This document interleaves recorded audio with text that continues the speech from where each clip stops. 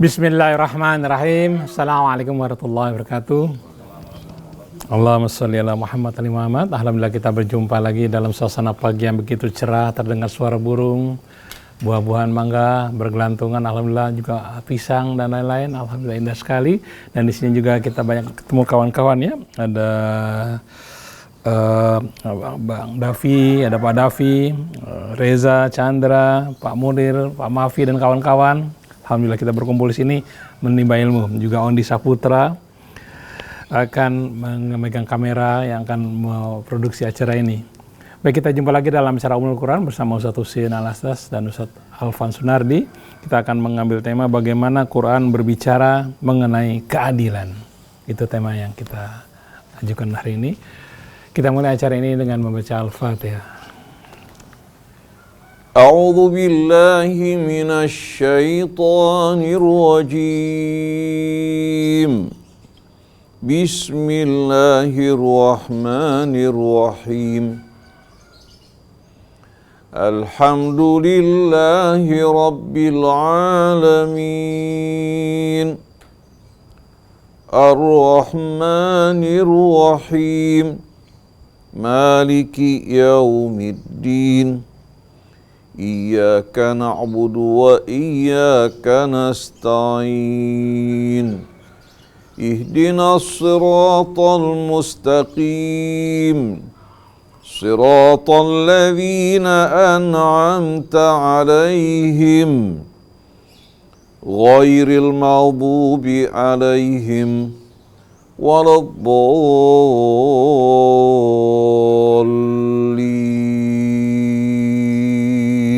Ya, alhamdulillah kita sudah membaca Al-Fatihah. Mudah-mudahan Allah mudahkan kita dalam memahami apa-apa yang disampaikan oleh Al-Quran. Acara ini juga disiarkan ke Radio Latansa Sukabumi, Radio Seda FM di Batam, kemudian Radio Habibullah di Banyuwangi, Radio Madinah di Pontianak, Radio Rasal di Palembang, Radio Almas di Magelang, Radio Luciana Nomor 1 di Semarang, juga radio komunitas di Bondowoso, dan Radio Rasil Mercy di Piungan, Yogyakarta. Baik, tema yang akan disampaikan adalah bagaimana Quran berbicara mengenai keadilan. Akan disampaikan pengantarnya oleh Ustadz Alvan Sunardi. Kepada Ustadz Alvan kami persilakan. Fadhal. Assalamualaikum warahmatullahi wabarakatuh. Alhamdulillahi rabbil alamin. Hamdan katsiran thayyiban mubarakan fihi kama yuhibbu rabbuna wa yarda. Allahumma salli wa sallim ala abdika wa rasulika sayyidina Muhammadin wa ala alihi tayyibin at-tahirin wa ashabihi al-akramin al-mayamin al-muntajabin wa man tabi'ahum bi ihsanin ila yaumiddin. Subhanaka la ilma lana illa ma 'allamtana innaka antal alimul hakim. Rabbi syrah li sadri wa yassir li amri wahlul 'uqdatam min lisani yafqahu qawli, amma ba'du. Bapak dan Ibu, ayah dan bunda, saudara semua pemirsa televisi Silaturahim dan pendengar radio Silaturahim yang saat ini dimanapun Anda berada, saat ini juga mendengar suara kami yang selalu menyeru untuk mentadabburi ayat-ayat suci Al-Quran dan mentadabburi alam semesta ini supaya kita dapat peringatan dan dapat bimbingan petunjuk dari Allah Subhanahu wa Ta'ala. Kita berdoa semoga kita berada dalam kondisi yang sehat walafiat, terhindar dari segala mara bahaya, terhindar dari wabah corona yang sudah hampir 10 bulan ini menghampiri kita dan enggan pergi untuk meninggalkan kita. Barangkali ini adalah sebuah bentuk kasih sayang Allah yang telah diterapkan kepada kita, disematkan dan dianugerahkan kepada kita untuk kita jadikan motivasi sugesti supaya kita lebih memperbaiki diri kepada Allah, lebih menegakkan keadilan, lebih marak dalam beramar ma'ruf dan nahi mungkar. Alhamdulillah, tema yang hendak kita renungkan bersama pada kali ini adalah dengan keadilan tegaknya bangunan langit dan bumi. Ini adalah suatu materi yang sangat esensi, yang sangat layak untuk kita renungkan bersama. bagaimana nilai sebuah keadilan ini ketika kita khianati, ketika kita tidak praktekkan, maka hancurlah seluruh bangunan dan sistem yang hendak kita tegakkan. Sebagaimana Allah Subhanahu wa taala berfirman di dalam surat An-Nahl ayat 90, Allah memesankan dengan kosakata yang sangat tegas sekali. A'udzubillahi minasyaitonirrajim. Bismillahirrahmanirrahim. Innallaha ya'muru bil adli wal ihsan wa ita'i dzil qurba wa yanha 'anil fahsya'i wal munkari wal baghi ya'idzukum la'allakum tadzakkarun. Ayat ini sering sekali kita dengar ketika khatib membaca khutbah yang memesankan setiap lapisan masyarakat, setiap individu manusia kiranya harus menegakkan keadilan apabila menginginkan sebuah kesejahteraan. Tetapi sayang sekali ayat ini hanya sebatas verbal di mimbar saja, jarang sekali kita renungkan apalagi diaplikasikan karena kekurangan dekatan sosok manusia kepada kitab suci Al-Qur'annya. Barangkali di kesempatan ini kita akan merenungkan bagaimana seandainya keadilan ini betul-betul merata di lingkungan, di lapisan masyarakat, betapa sejahteranya kita. Hiruk pikuk, kegaduhan yang sedang dan juga keterpelesetan, keterpurukan yang kita rasakan bersama ini, itu diakibatkan dari sebuah nilai keadilan yang tidak ditegakkan, di mana kita sering sekali memburu sosok manusia yang satu, tetapi kita meninggalkan sosok manusia yang satu itu. Padahal dari dalam kacamata hukum atau kacamata agama, dua sosok ini melakukan hal yang sama. Tetapi mengapa itu justru yang satu yang diburu, yang satu yang ditinggalkan? Ini kan mencerminkan ketidakadilan kita bersama. Yang kedua, bahwasannya manusia ini berdiri di atas keadilan. Eksistensi kita merasakan sehat walafiat karena anatomi tubuh kita itu berkeadilan.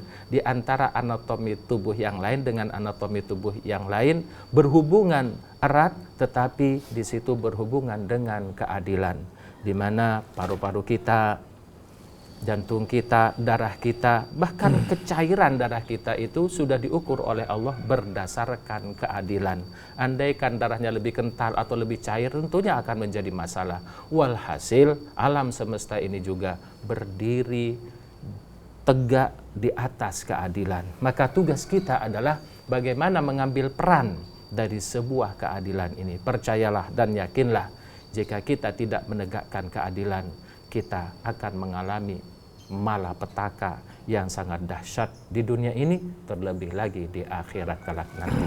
Keadilan isinya juga ada amar ma'ruf dan nahi munkar wa yanhahum 'anil fahsya'i wal munkari wal baghi. Insyaallah kita tanyakan dan insyaallah akan dijabar luaskan oleh guru kita bersama, yakni Ustadz Husain bin Hamid Al-Atos. Mudah-mudahan Allah memanjangkan umur beliau, menyehatkan dan menjaga keluarganya, supaya lebih lama bersama-sama kita untuk menuntun kita mencari dan mencapai keridhaan Allah Subhanahu wa ta'ala. Kepada beliau waktu kami persilakan. A'udzubillahi minasyaitonirrajim. Bismillahirrahmanirrahim. Alhamdulillahi Rabbil Alamin. Hamdan kathiran tayyiban mubarakan fih kama yuhibbu Rabbuna wa yarda. Ya Rabbana lakal hamdu wa lakal syukru kama yanbaghi li jalali wajhikal karim wa li azimi sultanik. Lakal hamdu ya Rabbana ala hidayatika lana wa ma kunna linahtadiya laula an hadaitana. Salawatu Rabbi wa salamuhu ala abdihi wa rasulihi Sayyidina wa nabiyyina Muhammadin wa alihi tayyibin wa sahabatihi al-ghurril mayamin wa tabi'ina lahum bi ihsanin ila yaumiddin. Subhanaka la ilma lana illa ma 'allamtana innaka antal alimul hakim wa la hawla wa la quwwata illa billahil aliyyil Rabbana zidna ilman wa alhiqna bis salihin. Amma ba'du.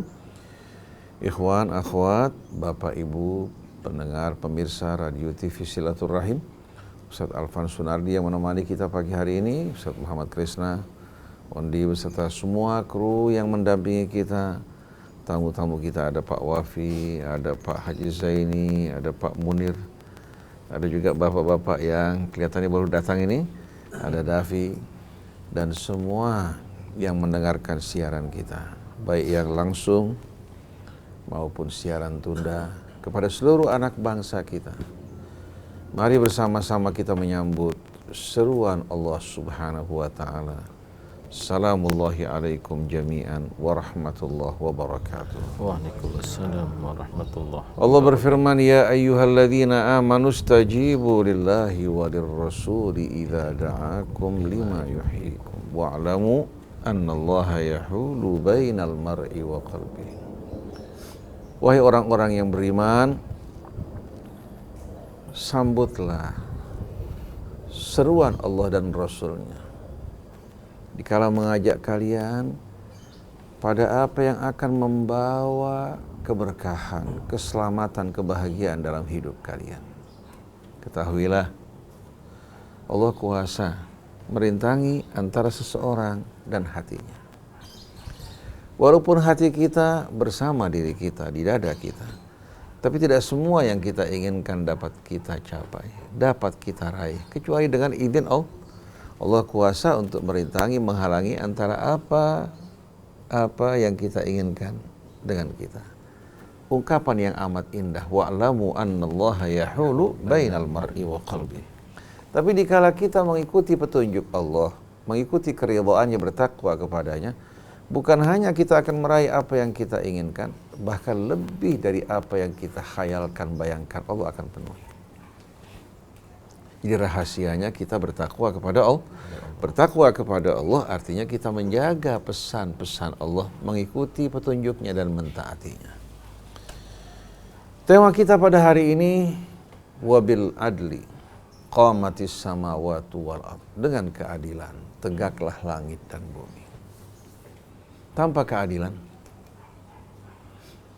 niscaya hidup ini akan mengalami kerusakan. Tanpa keadilan, keseimbangan, niscaya bumi kita akan terlepas dari orbitnya. Begitu pula planet-planet yang lain. Begitu pula matahari kita juga akan terlepas dari tempat dia beredar bersama seluruh planet, mengitari pusat galaksinya.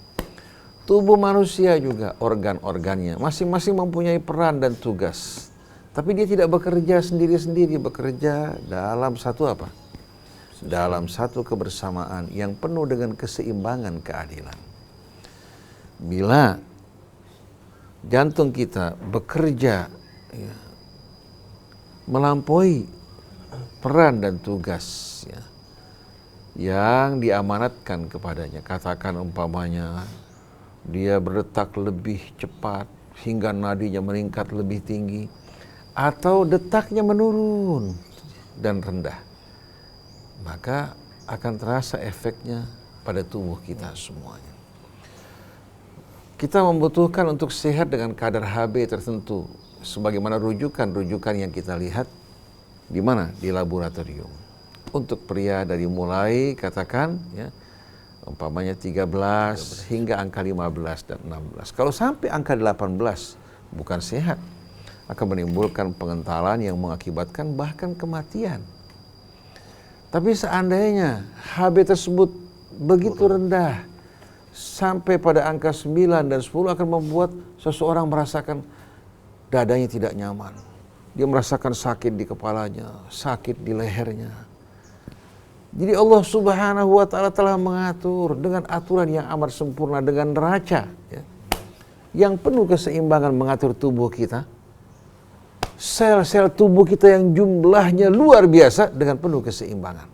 Dan ini tidak mungkin dilakukan oleh manusia. Hanya Allah yang maha kuasa untuk melakukan. Oleh karena itu, presiden manapun di dunia ini, baik presiden negara besar seperti Amerika, Rusia, Inggris, Prancis, atau presiden Indonesia, atau Malaysia, atau Australia, Selandia, biar kalau seandainya Allah mengatakan, kami akan serahkan dalam menjaga keseimbangan tubuh Anda kepada Anda. Kira-kira ada yang mau apa tidak? Nggak sanggup. Mereka mengatakan, ya Allah, kapan kami akan istirahat, kapan kami akan tidur? Nah, kalau memang kalian tidak mampu, kalian yakin bahwa kebijaksanaan Allah lebih tepat, kenapa kalian menolak kitab yang datang dari sisi Allah Subhanahu wa Ta'ala? Kenapa kok kalian menuntut agar peraturan pemerintah ditaati, diikuti, kalau tidak merupakan pelanggaran hukum? Tapi di saat hukum Allah dilanggar, kalian semuanya berdiam, berpangku tangan, bahkan memberikan persetujuan. Sungguh mengherankan keadaan manusia. Innal insana li rabbihi lakanut. Manusia ini walaupun dia menikmati nikmat Allah, menggenangi hidupnya, tapi ternyata amat ingkar, sombong di hadapan nikmat Tuhannya. Tapi wa innahu li hubbil khairi la syadid. Tapi walaupun sombong di hadapan Tuhannya, tetap dia ingin mendapatkan yang terbaik dari Tuhannya, dari kebaikan dunia. Wa innahu ala dzalika la syahid. Herannya bukan dia tidak tahu, dia tahu betul-betul, bahkan bersaksi akan keingkaran dirinya. Tapi manusia begitulah, mau menang sendiri. Kalau dapat kebaikan, punya saya.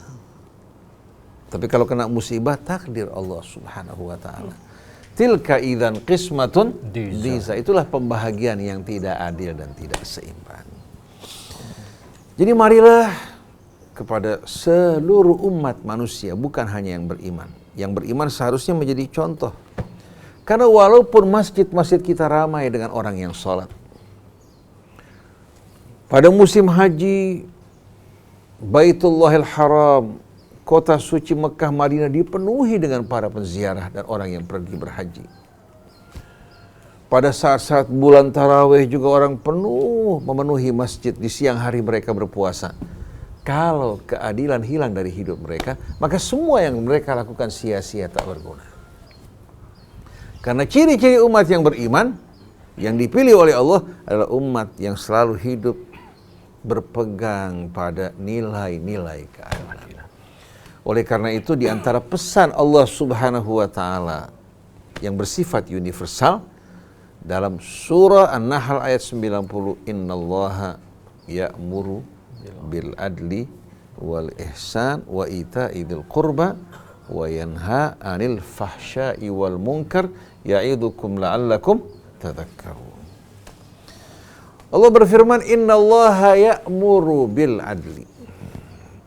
Di sini Allah tidak menyebutkan objeknya. Allah tidak mengatakan innallaha ya'murukum bil adli, tapi innallaha ya'muru bil adli. Ini menjelaskan makna yang amat indah. Sebagaimana Allah memerintah alam raya dan seluruh isinya dengan keadilan. Allah mulai dari dirinya, Allah perintahkan kalian untuk menegakkan keadilan. Jadi ya'mur di sini, innallaha ya'muru bil adli, tanpa menyebutkan objeknya, menjelaskan pemerintahan Allah ini di langit dan di bumi berjalan dengan penuh keadilan. Nah, sebagaimana Allah memerintah di alam raya dengan penuh keadilan, Allah memerintahkan kalian sebagai hamba-hamba untuk menegakkan keadilan sebagaimana pemerintahan Allah. Kira-kira seharusnya mana yang harus lebih adil? Allah ini yang menciptakan segala sesuatu, semua keluar dari tangan Allah. Sedangkan manusia menerima amanat. Kalau dibenarkan perbuatan zalim, seharusnya Allah Subhanahu wa Ta'ala yang menciptakan segala sesuatu memiliki hak untuk melakukan hal tersebut. Tapi dalam sebuah hadits qudsi, Allah berfirman, inni ya ibadi, inni haramtu dzulma ala nafsi. Wahai hamba-hambaku, sesungguhnya aku telah mengharamkan perbuatan aniaya atas diriku. Artinya haram atas diriku untuk melakukan perbuatan aniaya terhadap seorang pun. Siapa yang mengharamkan? Allah mengharamkan atas dirinya, bukan karena tekanan. Ini menggambarkan bagaimana rahmat kebijaksanaan Allah. Wa ja'altuhu bainakum muharrama, dan aku jadikan kezaliman perbuatan aniaya ini haram di antara sesama kalian. Fala tadzalamu, jangan kalian saling berbuat aniaya. Nah, kalau Allah mengharamkan atas dirinya, bagaimana di saat Allah menjumpai seorang hamba yang berbuat aniaya terhadap sesamanya? Kira-kira bagaimana perlakuan Allah terhadap dirinya?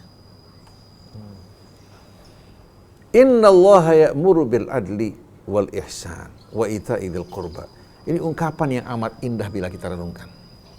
Jadi Allah tidak menyebutkan objeknya ya'murukum untuk menerangkan sebagaimana Allah memerintah dengan keadilan, tegakkanlah keadilan dalam hidup kalian. Kemudian setelah perintah untuk menegakkan keadilan dilanjutkan wal ihsan. Al ihsan ya. Asal katanya hasan, baik. Seorang baik pada dirinya dikatakan hasan. Tapi kalau dia mampu untuk mentransfer kebaikannya pada orang lain, menggenangi orang lain dengan kebaikan, itu namanya ihsan. Keadilan ini indah, tapi terkadang keadilan tajam.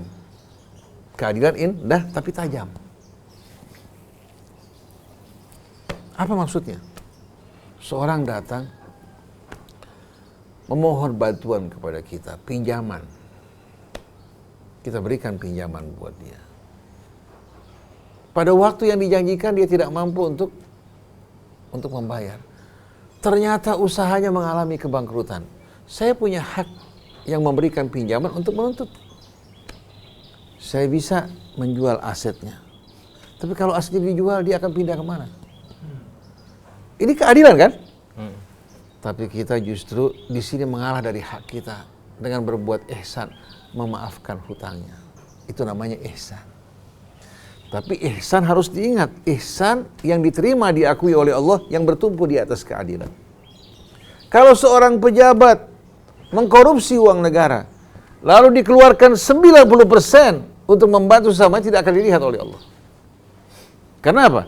Karena ihsan yang dilakukan dengan merusak sendi-sendi keadilan. Kerusakan yang ditimbulkan lebih besar dari apa? Dari kebaikan yang dilakukan. Karena yang dirusak sistem. Nah, banyak pejabat-pejabat yang menggunakan logika seperti ini. Korupsi 1 miliar, infakkan 500 juta, berangkatkan haji orang-orang yang tidak mampu, dianggap Allah akan menerima perbuatannya. Padahal Allah mengatakan, innama yataqabbalullahu minal muttaqin. Allah hanya menerima persembahan dari orang yang bertakwa. Jadi pertama Allah memerintahkan kita semua sebagaimana Allah memerintah di langit dan di bumi. Dengan penuh keadilan. Agar kita sebagai hamba betul-betul menghormati ya, apa-apa yang Allah Subhanahu wa ta'ala jaga dari hurumat, dengan menegakkan keadilan, tidak berbuat aniaya terhadap sesama.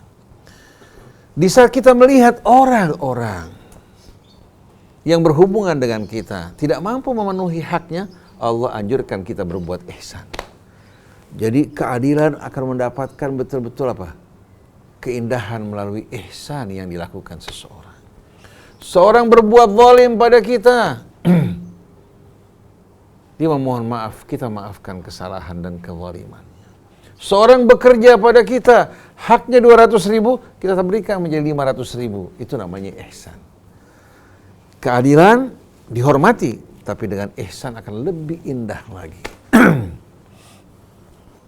Kemudian wa ita'i dzil qurba. Dan membantu memberi kaum kerabat. Memberikan bantuan kepada kaum kerabat itu bahagian dari ihsan.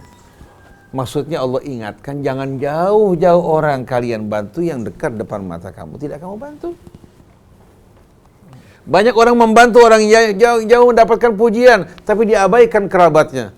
Sikap seperti ini sikap zalim.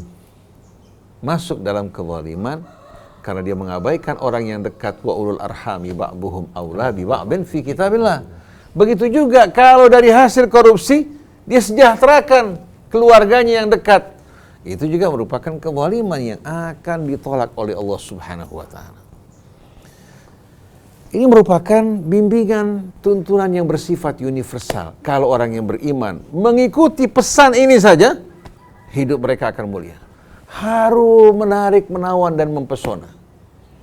Tapi walaupun dia sholat, walaupun dia hafal Quran, walaupun dia berhaji, walaupun dia berpuasa, katakan setiap harinya, dia zalimi istrinya, dia zalimi anaknya, dia zalimi tetangganya, dia hidup dengan cara yang tidak benar, maka semua yang dilakukan tidak akan dilihat oleh Allah Subhanahu wa ta'ala.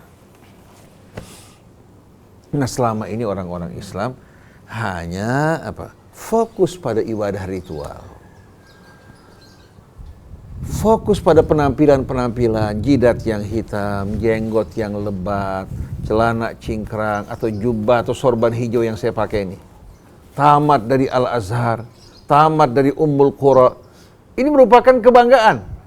Membaca Al-Quran dengan suara yang indah, tahu-tahu ternyata semua itu hanya bungkusan luar.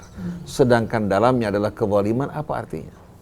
Kalau orang yang hafal Quran, tahu agama, berbicara kasar, memfitnah, dengan mudah juga menjerumuskan orang ke dalam api neraka, bukan memberikan hidayah dan bimbingan. Datang masuk rumah sakit memaki-maki orang yang sakit. Seharusnya dokter datang ke rumah sakit memberikan harapan, mengobati mereka yang sakit. Tapi yang terjadi sekarang, para ulama mirip dengan dokter yang memaki-maki orang yang sakit, yang memutuskan harapan mereka. Padahal tugas para dai mengajak kembali kepada Allah, melakukan islah. Nah, Allah memerintahkan kita untuk melakukan 3 hal tadi dan melarang kita dari 3 hal. Perintah yang pertama, memerintahkan kita untuk menegakkan keadilan. Larangan yang pertama,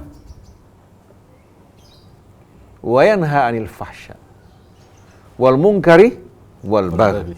Sebetulnya yang menjadi lawan dari keadilan adalah al-baghyu.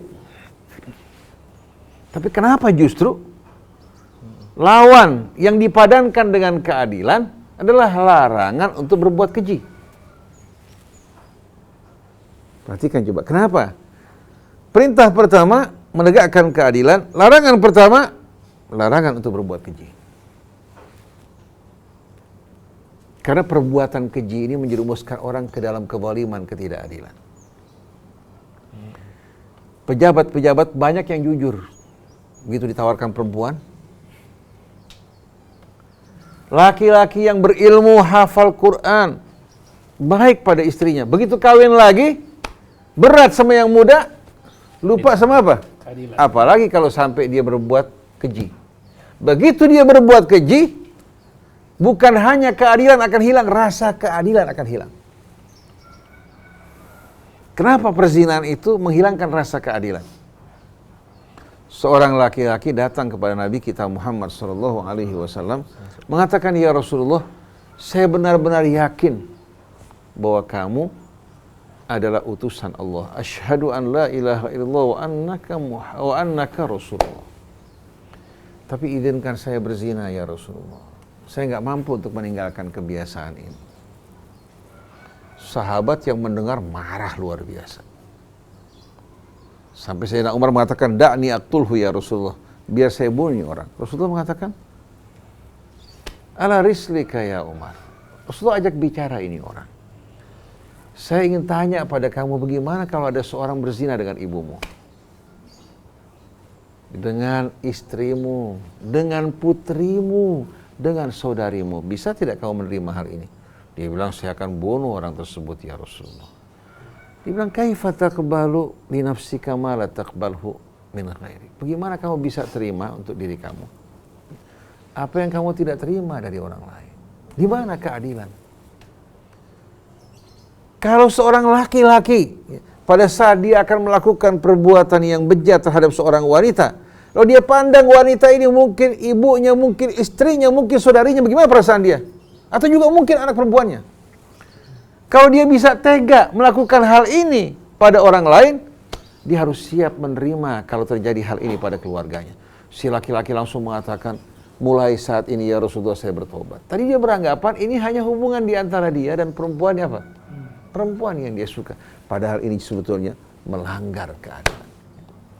Oleh karena itu orang di saat dikuasai oleh perbuatan yang keji, nilai keadilan akan meninggalkan dirinya. Kalau orang sudah tidak punya rasa keadilan, apa yang terjadi? Tidak mungkin dia akan menegakkan keadilan. Orang yang menegakkan keadilan yang punya rasa cinta terhadap kebenaran dan keadilan. Jadi kita lihat larangan pertama, wayanha 'anil fahsya, mengingatkan bahwa perbuatan yang keji ini betul-betul amat mengerikan. Oleh karena itu dosa pertama yang dilakukan oleh manusia memakan buah ya, yang membuat aurat mereka tersingkap, itu yang diinginkan syaitan. Berarti menutupi aurat mengikuti perintah Allah, membuka aurat mengikuti siapa? Mengikuti ajakan perintah syaitan. Tapi buat mereka yang penting sholat, yang penting puasa, pergi haji ke tanah suci, adapun masalah ini mereka bilang innallaha ghafurur rahim. Wa yanha 'anil fahsya, kemudian wal munkar. Munkar ini merupakan sebuah kata mencakup semua perbuatan yang rendah dan hina yang diingkari oleh fitrah manusia. Jadi setelah Allah menyebutkan fahsya yang bahagian dari munkar, Allah sebutkan al-munkar secara menyeluruh, setelah itu kembali Allah rincikan. Wal baghyu juga bahagian dari munkar. Jadi pertama Allah sebutkan secara terperinci munkar yang amat betul-betul mengerikan. Maka dinamakan perbuatan keji. Kedua Allah sebutkan kemungkaran secara umum. Ketiga Allah kembali sebutkan kemungkaran yang merusak betul-betul keseimbangan hidup manusia. Al-baghi. Dan al-baghyu sebabnya bermacam-macam. Perbuatan keji yang paling mencolok, kemudian apa? Kesombongan, kecintaan pada dunia. Semua tidak lebih dari penyembahan terhadap hawa nafsu yang membuat orang meninggalkan keadilan. Ya'idzukum la'allakum tadhakkarun. Allah berikan bimbingan nasihat bagi kalian agar menjadi pelajaran buat kalian. Nah, kita dengarkan seruan-seruan Al-Quran ya, dalam ayat-ayat suci Al-Quran yang menyeru kita untuk menegakkan keadilan. Kita buka suratun Nisa. Buka suratun Nisa. Surat An-Nisa ayatnya 135. Ayat 135. Ya ayyuhalladzina amanu. Wahai orang-orang yang beriman. Kunu qawwamina bil qisti syuhada'a lillah walau ala anfusikum. Lihat bentuk perintahnya. Kunu, jadilah kalian. Qawwamina bil qist, penegak-penegak yang menegakkan keadilan dengan lurus. Syuhada'a lillah, menegakkan kesaksian kalian semata-mata karena Allah, tidak mempertimbangkan hubungan famili kalian, kecintaan kalian, persahabatan kalian, tapi dengan murni kalian menjadi penegak keadilan, menyampaikan kesaksian kalian semata-mata karena Allah. Jadi Allah tidak mengatakan wa aqimul adla, tegakkan keadilan, tapi Allah katakan kunu qawwamin, jadilah kalian penegak-penegak keadilan. Dari mulai kita tegakkan keadilan dalam hidup kita, keluarga kita, kemudian kita tidak berdiam terhadap kezaliman. Karena kalau kita melihat kezaliman kita diam, kezaliman ini semakin menjadi-jadi. Ini menjadi kewajiban umat seluruhnya untuk mengingkari yang zalim dan mendukung yang adil. Syuhada alillah, menyampaikan kesaksian kalian semata-mata karena Allah. Walau ala anfusikum, walaupun konsekuensi menegakkan keadilan, menyampaikan kesaksian semata-mata karena Allah, konsekuensinya merugikan kalian. Yang dirugikan kalian. Tapi yang hak kita mesti sampaikan. Awil walidain, atau yang dirugikan kedua orang tua. Jangan dengan alasan ingin berbakti pada ayah ibu, keluar dari keadilan. Kalau ayah ibu kita salah, ya salah. Awil aqrabin, atau kaum kerabat kita yang dirugikan. Apalagi cuma anggota partai, apalagi rekan kerja. In yakun ghaniyan aw faqiran fallahu aula bihima. Baik dia ya yang tertuduh kaya atau miskin, itu bukan urusan kalian. Allah lebih aula, lebih tahu mana yang baik untuk mereka. Fala tattabi'ul hawa ta'dilu. Jangan gara-gara kalian mengikuti hawa nafsu kalian meninggalkan keadilan.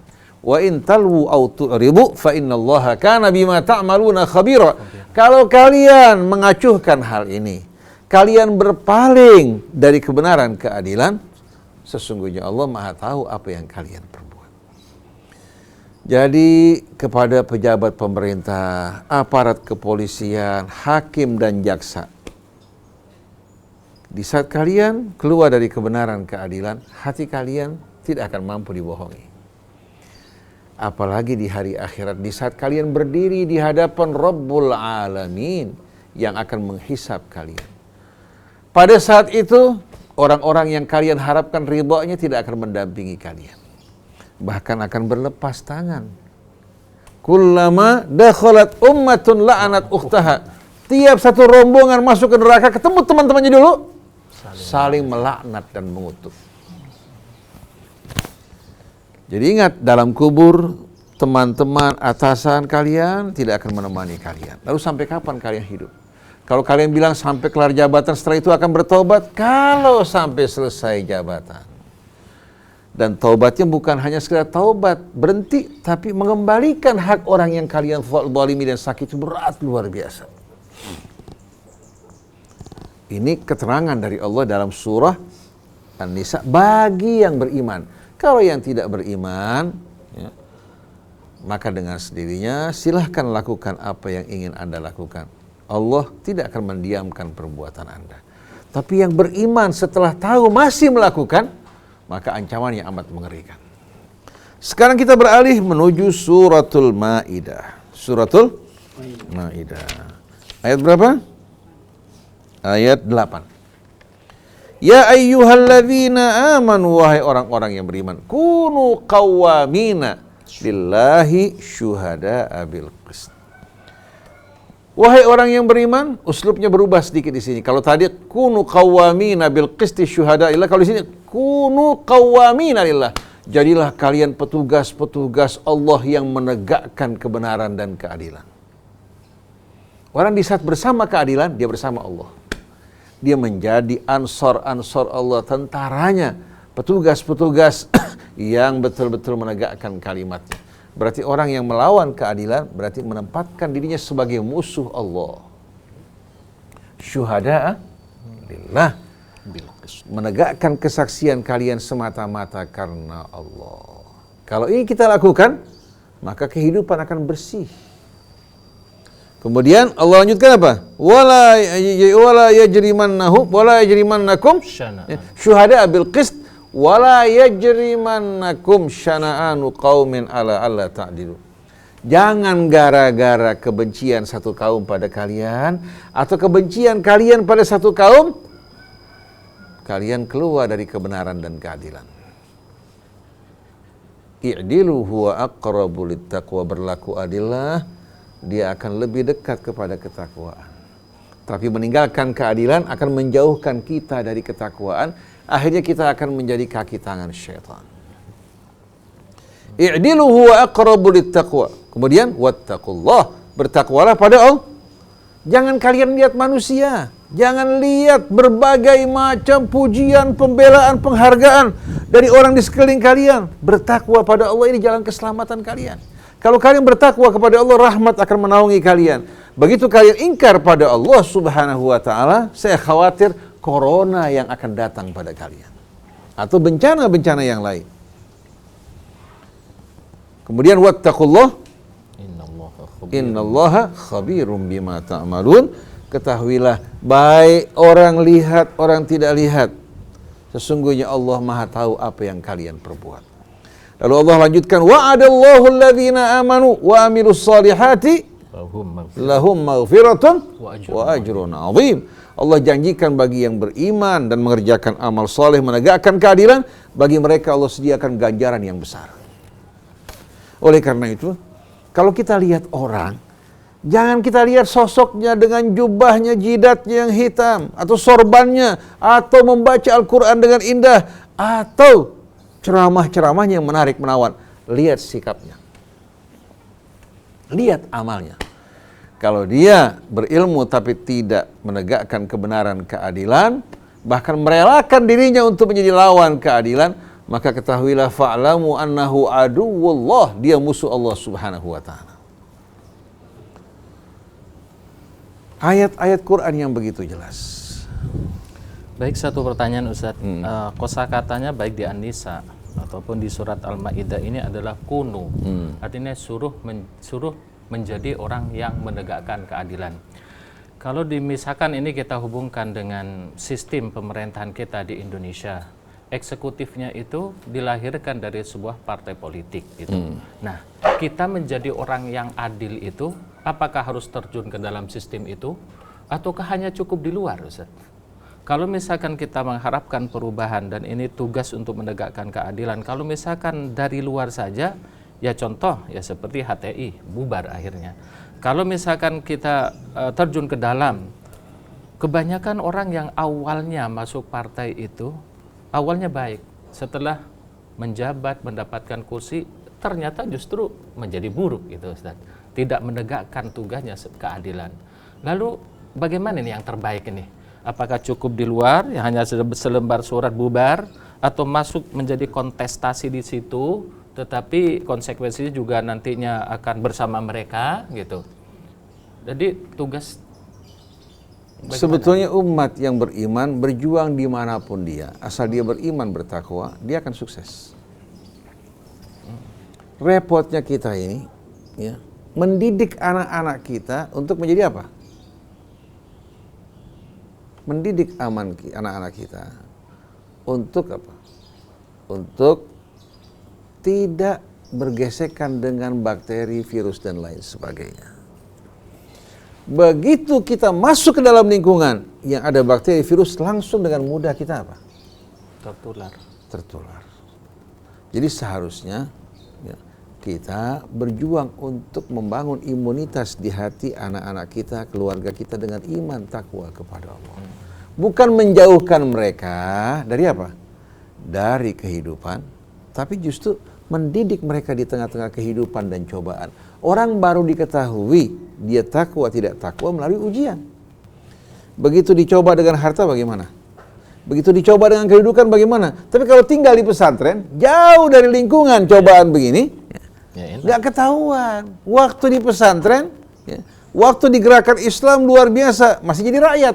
Begitu naik menjadi wakil rakyat atau menjadi pemimpin, dia lupa kepada apa? Lupa kepada apa? Kepada janji dan komitmennya. Karena apa? Karena tidak terbiasa, tidak terdidik. Orang walaupun belajar teori berenang kalau nggak nyemplung, betul nggak? Orang kalau belajar perang kalau nggak turun perang, walaupun ahli silat berhadapan dengan musuh nggak pernah. Akhirnya apa? Ketakutan membuat dirinya apa? Membuat dirinya kehilangan jurus-jurusnya. Oleh karena itu, Allah Subhanahu wa Ta'ala tidak memerintahkan kita untuk mengucilkan diri di atas gunung, di rumah-rumah ibadah. Kalau Allah inginkan makhluk seperti ini, Allah tinggal tempatkan malaikat di bumi, selesai. Allah ingin orang-orang yang berjuang di jalan Allah, sabar menghadapi cobaan. Sebagaimana sahabat Rasul disiksa, dianiaya, tidak berubah sedikit pun. Walladzina jahadu fina lanahdiyannahum subulana. Jadi kalau tadinya berasal dari partai Islam, begitu masuk menjadi wakil rakyat, menjadi pejabat, lupa diri, yang salah bukan apa? Yang salah sebetulnya adalah diri mereka. Diri mereka ya, yang tidak bersabar menghadapi ujian dunia ini.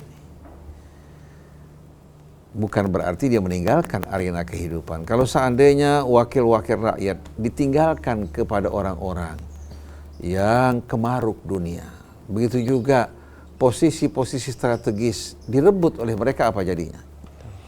Seharusnya kita masuk ke TNI-nya, masuk ke kepolisiannya. Kalau ada polisi yang rusak di sekitar kita, jangan kita langsung bilang, waduh, kalau kita nggak ikut, nggak keduman nih kalau begini caranya. Dia beranggapan seolah-olah kalau kebejatan sudah merata di mana-mana tempat, Allah akan menutup mata. Tidak. Oleh karena itu perlu kita mendidik keluarga kita, anak kita untuk betul-betul bisa bertahan menghadapi cobaan-cobaan yang bermacam-macam. Oleh karena itu Allah bilang, afa hasibtum annama khalaqnakum abatha wa annakum ilaina. Begitu juga ahasiban nasu an yutraku walamma ahasiban nasu an yutraku an yaqulu amanna wa hum la yuftanun. Begitu juga am hasibtum an tadkhulul jannata wa lamma ya'tikum mathalul ladzina khalau min qablikum massathumul ba'sa'u wad-dharra'u wa zulzilu hatta yaqula ar-rasul walladzina amanu ma'ahu mata nasrullah ala inna nasrullahi qarib. Kalau Rasul, para sahabat dulu dan para nabi sebelumnya nggak dicoba, boleh kita mengatakan seperti tadi. Tapi kita tahu semuanya dicoba. Nabi Sulaiman diberikan cobaan, menjadi orang yang paling kaya, tapi dia tidak lupa kepada Allah. Sampai sekali dia lupa untuk menyebutkan nama Allah ketika menyaksikan seekor kuda yang begitu menawan, dia beristighfar mohon ampun pada Allah. Kalau bicara soal penyakit, Nabi Ayub terkena penyakit yang berat tapi tidak lupa kepada Allah Subhanahu wa ta'ala. Betul enggak? Kalau bicara soal kedudukan, Allah berikan pada Sulaiman kedudukan yang paling besar, tapi nggak lupa pada Allah. Tapi berapa banyak orang-orang nggak punya apa-apa lupa diri. Jadi lupa diri bukan karena kaya atau miskin, tapi masalahnya jiwanya. Berarti inti poinnya adalah menanamkan imunitas ke dalam Betul. individu manusia itu, Iya. sehingga siap untuk berkontestasi, siap untuk menjadi Iya. apapun. Dan harus berada dalam suasana jamaah. Wa tawassaw bil haqqi. Ya ayyuhalladzina amanu sabiru wasabiru warabitu wattaqullaha la'allakum. Jadi syaratnya pertama iman, kedua sabar, ketiga saling mengingatkan untuk bersabar, karena ada aja orang yang goyah pada saat menghadapi cobaan. Datang yang mengingatkan. Kemudian wattaqullaha la'allakum tuflihun. Ini merupakan pangkal kesuksesan.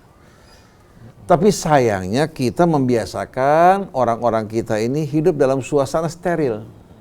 Begitu masuk ke dalam lingkungan yang terbuka, langsung dengan mudah terkena apa? Terkena infeksi. Ada kejadian, itu kejadian yang kita ketahui langsung. Orang di Saudi Arabia kan jarang berhadapan dengan nyamuk.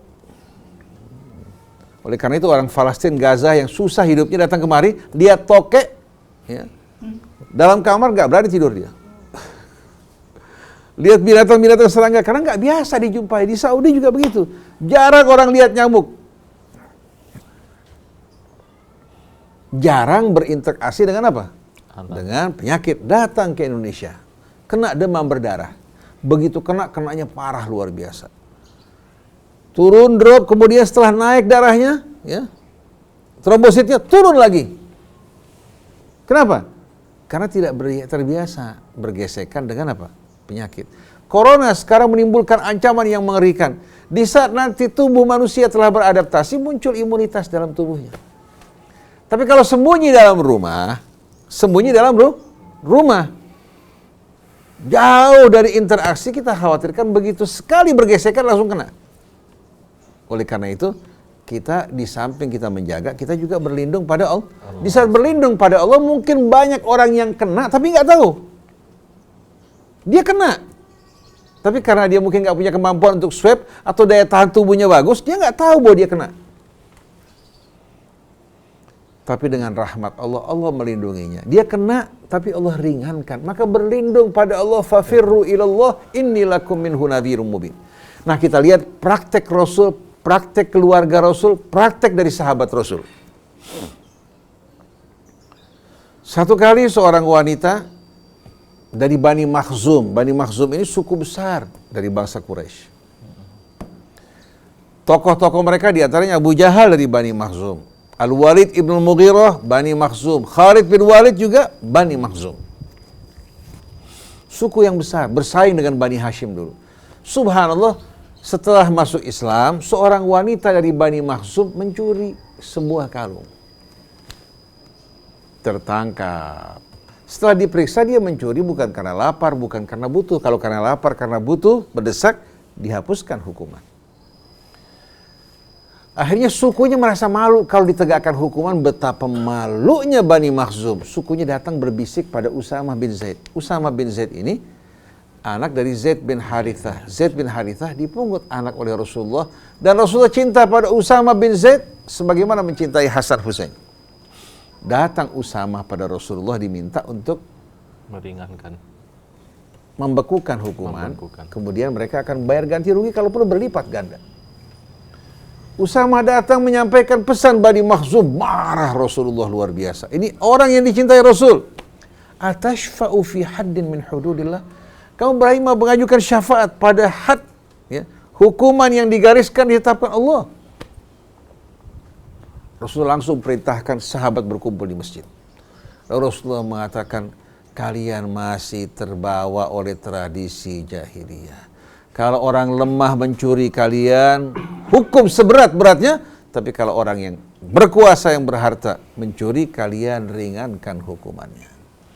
Walladzi nafsu Muhammadin biyadi, demi yang jiwa Muhammad di tangannya, lau anna Fatimah binta Muhammadin sarqat laqata'tu yadaha. Kalau Fatimah putri Muhammad mencuri, saya tidak ragu-ragu memotong tangan. Artinya hukum bagikan air walaupun dalam berbeda-beda, permukaannya sama, tidak berbeda. Putri Rasulullah dijadikan perumpamaan padahal dia wanita yang dididik oleh Nabi kita dalam kesucian, kebersihan. Artinya sebagai perumpamaan. Hukuman dijalankan pada Bani Makhzum. Nah, kalau dalam kehidupan kita saat ini, hukum bisa bermuka-muka. Di hadapan orang yang kaya berkuasa senyum, di hadapan orang-orang yang lemah langsung bermuka apa? Garang. Di hadapan penguasa mencari muka, di hadapan oposisi pasang muka, langsung mukanya bersikap lain. Oleh karena itu kita ingatkan kepada pemerintahan Presiden Jokowi, hendaknya betul-betul kita membiasakan untuk mendidik umat menegakkan keadilan. Hukum, ya, ditegakkan secara lurus terhadap siapapun. Kalau Anda lakukan hal ini, Anda akan menjadi mulia sebagai pendiri bangsa, di akhirat juga akan dihormati. Tapi kalau demi menjaga kekuasaan, menyenangkan orang-orang di sekeliling Anda, hidup hanya beberapa hari. Setelah itu akan ada saat di mana Allah panggil Anda dan kita semua berdiri di hadapan pengadilan Allah Subhanahu wa taala yang berat. Oleh karena itu kita ingin lembaga-lembaga hukum seperti katakanlah kejaksaannya, aparat kepolisiannya, begitu juga katakan KPK-nya, kita ingin betul-betul bersikap lurus. Kita alhamdulillah makan nasi dengan oncom, dengan sambal, dengan ikan asin kenyang. Tidur juga nyaman kalau kita benar. Tapi walaupun tinggal di istana yang megah, bergelimangan dengan kenikmatan, dipuji, didukung oleh banyak orang, itu usianya hanya sesaat. Itu semua merupakan kebohongan, kepalsuan, merupakan ilusi dan bayang-bayang fata morgana. Saya bukan orang-orang yang gemar kekuasaan, gemar menonjolkan diri atau mengharapkan apa-apa yang di tangan Anda. Yang di sisi Allah jauh lebih mulia dari apa-apa yang Anda miliki. Tapi kewajiban kita untuk mengingatkan Anda kepada para pemimpin di atas, wakil rakyatnya, aparat kepolisiannya, aparat TNI-nya. Kesian kalau sampai kalian menjadi alat-alat yang dipermainkan oleh syaitan, di akhirat menjadi teman-teman syaitan, kehilangan kemuliaan di dunia, kehilangan juga kebahagiaan di hari akhir. Kita ini semua orang-orang yang siap untuk memenuhi panggilan Allah. Kalau bukan hari ini, besok, lusa, yang jelas jaraknya tidak akan jauh lagi. Oleh karena itu, kita harus selalu saling mengingatkan. Kita berharap pemerintah dalam menyikapi sikap Habib Rizik ini bersikap adil. Kita ingin duduk sama-sama. Kenapa kita duduk sama-sama? Kemudian kita memikirkan bagaimana keadaan bangsa ini. Apa yang dapat kita lakukan bersama untuk menegakkan, membangkitkan bangsa kita, terbebas dari ketergantungan pada pihak-pihak asing. Kita bisa mengajak konglomerat kita untuk mengeluarkan simpanan mereka, melunasi hutang negara, memperbaiki kondisi negara kita. Jangan dibiarkan konglomerat berbuat sesuka hati mereka. Rakyat sebahagian besar bukan konglomerat. Rakyat-rakyat yang tidak mampu untuk pergi ke mal-mal yang besar. Sebagian besar dari mereka bahkan untuk memenuhi kebutuhan pangan mereka mengalami kesulitan.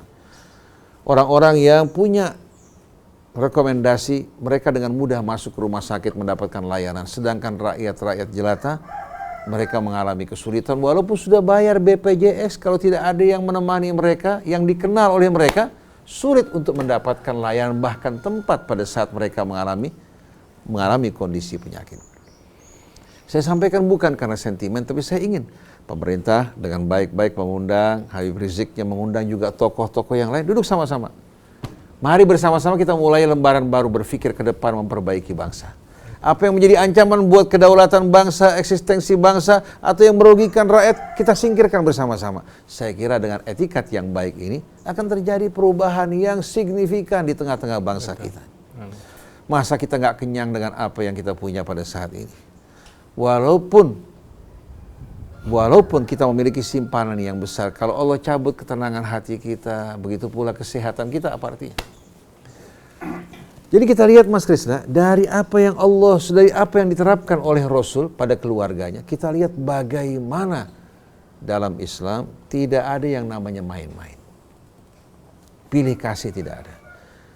Begitu pula yang diterapkan keluarga Rasul. Amirul Mukminin Ali bin Abi Thalib alaihi salatu wassalam menjumpai anak-anaknya sedang bermain dengan teman-temannya. Pada saat itu Hasan Husain masih kecil. Mereka sedang membangun rumah-rumahan dari pasir. Lalu sebahagian teman Sayyidina Hasan Husain bertanya, mana yang lebih baik, rumah saya atau rumah dia? Sayyidina Ali waktu melihat hal tersebut, dia langsung mengatakan, tunggu, wahai Hasan dan Husain. Innahu hukmun, ini keputusan, kamu bakal ditanya di hadapan Allah. Berlaku adil, masih kanak-kanak. Dan saksikan bagaimana Sayyidina Umar ibn Khattab radhiyallahu anhu, ketika putra Amr bin As, gubernur Mesir, memukul seorang pemuda Mesir, menuntut keadilan, ternyata orang tuanya berpihak pada anaknya. Orang tersebut datang ke Madinah, menuntut kepada Amirul Mukminin untuk menegakkan keadilan. Sayyidina Umar kirim surat perintahkan Amr bin As datang untuk membawa anaknya terikat. Sampai di Madinah, ditanya, apakah ini yang menzalimi kamu, mencambuk kamu, sambil mengatakan, ana ibnul akramin, karena salah berbalapan dengan kamu. Dia bilang, betul ya Amirul Mukminin. Langsung diberikan pecut pada orang ini. Sekarang kamu hukum dia. Keadilan yang membuat indah. Amr bin As, seorang ayah, ketika menyaksikan hal ini, mau nggak mau dia harus menerima. Walaupun berat buat anaknya, berat buat hatinya, tapi dia hormati keadilan. Tidak ada seorang pun yang tidak hormat pada keadilan, kecuali orang sakit jiwa. Kalau orang sakit jiwa, ya kita nggak perlu bicarakan. Nah, di negeri kita hanya orang yang sakit jiwa yang tidak suka keadilan. Tapi yang hidup sehat, saya yakin, dari mulai presiden sampai menterinya, begitu juga wakil rakyatnya, semua cinta keadilan. Tinggal bagaimana kita berani untuk apa? Berani untuk menghadapi ya, konsekuensinya. Terutama hawa nafsu ini. Hawa nafsu luar biasa, kalau diikuti bisa menjelakakan kita. Inilah merupakan sesi pertama dari apa? Dari pembicaraan kita mengenai bil haqqi qamatis samawati wal ard. Insyaallah sesi yang kedua kita akan lanjutkan bagaimana Rasulullah menegakkan keadilan, membela seorang Yahudi, menghukum seorang Muslim karena pengkhianatannya. Subhanakallahumma wa bihamdik, asyhadu an la ilaha illa anta, astaghfiruka wa atubu ilaik, wal afu minkum, wassalamualaikum warahmatullahi wabarakatuh. Waalaikumsalam warahmatullahi wabarakatuh. Alhamdulillah, terima kasih Ustaz Husain. Dimakan tadi Iwan Anawat, acara Ulumul Quran bersama Ustaz Husain Al-Ansas dan Ustaz Alfan. Kita akan jumpa lagi pada hari Kamis depan. Baik, saya Muhammad Krisna, Andi Saputra, Chandra, sini juga ada Reza, kemudian Fahri, Anis Mualim, dan Yusuf Subangkit mohon pamit. Wabillahi taufiq wal hidayah. Wassalamualaikum warahmatullahi wabarakatuh.